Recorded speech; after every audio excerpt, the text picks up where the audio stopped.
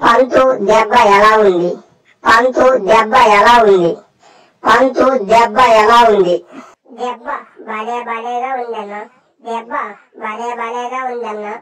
దెబ్బ చాలా కమ్మగా ఉంది. దెబ్బ చాలా కమ్మగా ఉంది.